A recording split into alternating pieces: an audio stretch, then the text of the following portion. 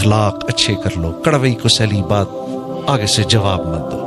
ہمت تو کرو, ہمت تو کرو.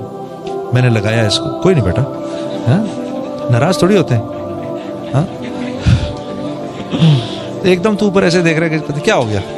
ہاں ہاں کوئی بات نہیں, تھوڑی کسی نے سنا دی, کسی نے ٹکا دی. ارے چپ بھی کر کے دیکھو یار, چپ کرنے کا بھی مزہ ہے. ہاں یہ آج کل میں دیکھتا ہوں ایک وہ چل رہا ہوتا ہے,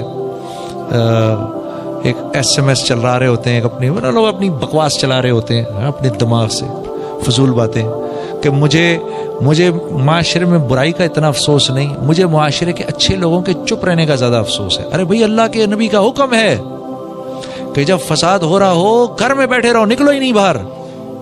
جو آدمی اندر گھسے گا وہ فساد میں اضافہ کرے گا, کیونکہ 4 چپیڑے پڑیں گی اس کو. ہاں وہ کو وقت کا نبی تھوڑی ہے کہ اتنے خوبصورت اخلاق ہوں کہ 4 چپیڑے کھا کے بھی وہ بیٹھ جائے. جب اس کو 4-5 پڑیں گی تو وہ کہے گا یار ایسی کم تیسی, وہ 4 اور ٹکائے گا آگے سے.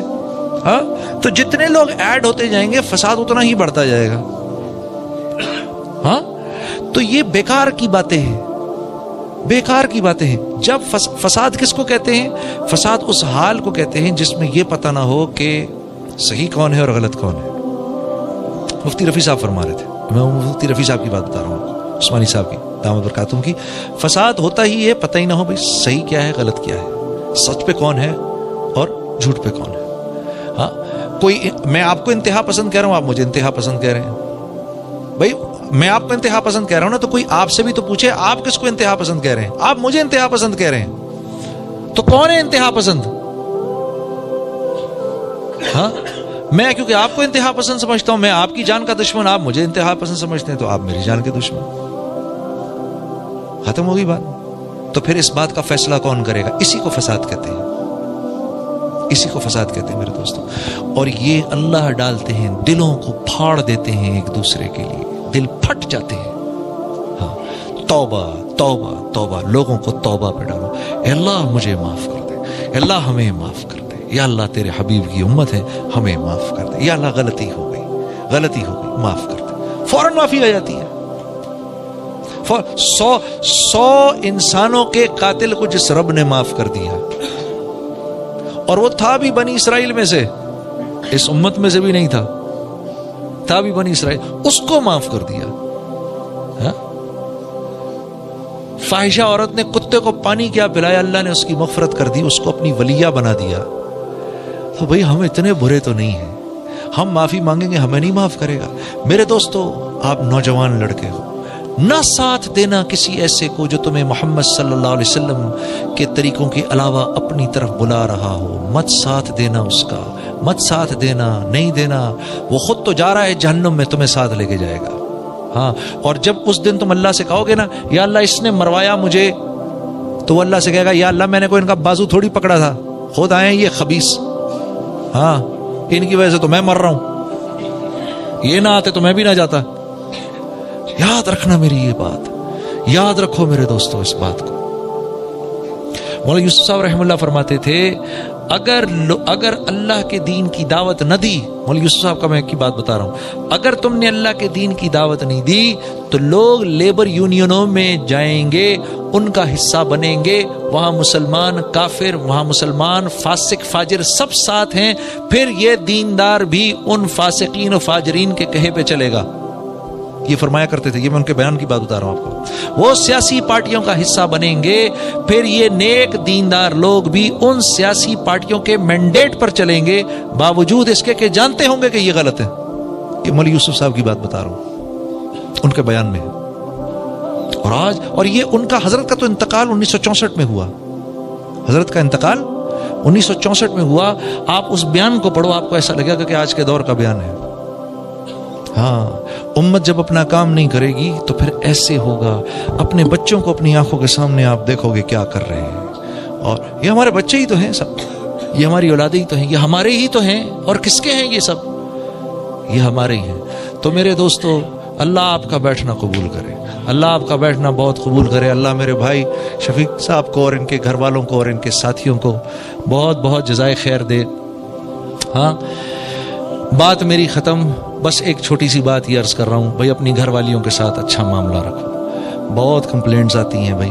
دیکھو آپ شادی کر کے بیوی کو گھر پہ لے کر آتے ہو, بچی کو گھر پہ لے کر آتے ہو, ایک سیکنڈ کے لیے آپ سوچو کہ میں اگر کسی کے گھر میں جا کے رہوں, میں پرسنلی کسی گھر میں, میرے لیے مشکل ہو جائے یار, ایک مرد ہوں, ہاں, کسی کے گھر میں, کسی اور کے گھر میں جا کے رہنا, اور یہ ہو کہ اب یہیں رہنا ہے, وہاں میرا اپنا کمرہ, میرے اپنے ماں باپ سب چھوڑ چھاڑ کے یہاں آ گیا. کیا صرف ایک انسان کے کہنے پر, ہاں, اس کو سامنے رکھ کے, شوہر کے کہنے پر میں آ گئی گھر, ٹھیک ہے نا, وہ لڑکی گھر آ گئی.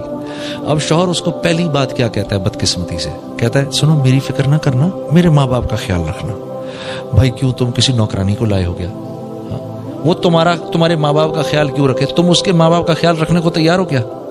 ہاں, یہ صرف بیٹھے سارے مولوی, تم میں سے کون ہے اس کے ماں باپ کا خیال رکھنے والا؟ ہاں, تو ارے اس کا تیرا بھائی کس لائق کام کے لیے بھائی, وہ رکھے ماں باپ کا تیرے خیال.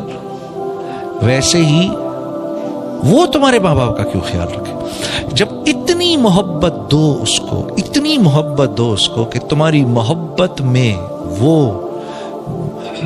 ڈوب کر اب کہے کہ شوہر کو خوش رکھنا ہے, تو اس کے ماں باپ کی میں کڑوی کسیلی سن لیتی ہوں.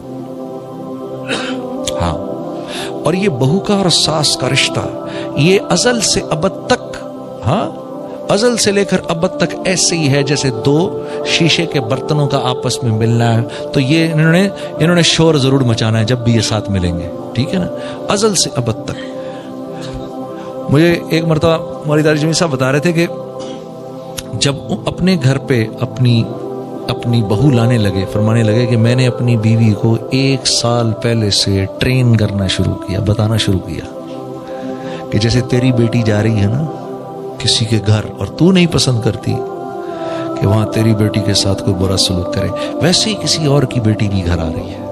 ہاں, اور فرمانے لگے کہ میں نے اتنا اس کے ساتھ اتنی بات کی کہ وہ پریپیئر ہو گئی کہ میں نے اس لڑکی کے لیے ماں بننا ہے, میں نے اس لڑکی کے لیے ماں بننا ہے. تو آپ کے لیے ضروری کیا ہے, آپ کے لیے ضروری کیا ہے, آپ کے لیے ضروری ہے یہاں سے بیوی کی بات سنی, ادھر سے نکال دی, ادھر سے ماں کی بات سنی, یہاں سے نکال دی, ٹھیک ہے, ہنستے رہنا ہے, مسکراتے رہنا ہے. بیوی کے کچھ کہنے پہ ماں کو کچھ نہیں کہنا, ماں کے کچھ کہنے پر بیوی کو آ کے جواب نہیں دینا, بالکل ایسا نہیں کرنا. کیونکہ اب دونوں کی ایک ٹگ آف وار ہے. ماں کہتی ہے 25 سال میں نے اس کو بڑا کیا, تو یہ دوسری عورت 25 منٹ میں اس کو کیسے میرے سے اپنی طرف کھینچ رہی ہے. ایک وہ فیلنگ ہوتی ہے, ٹھیک ہے.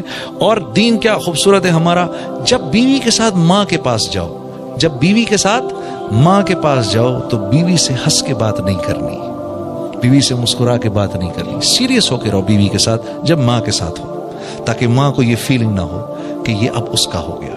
کیا خوبصورت دین ہے ہمارا.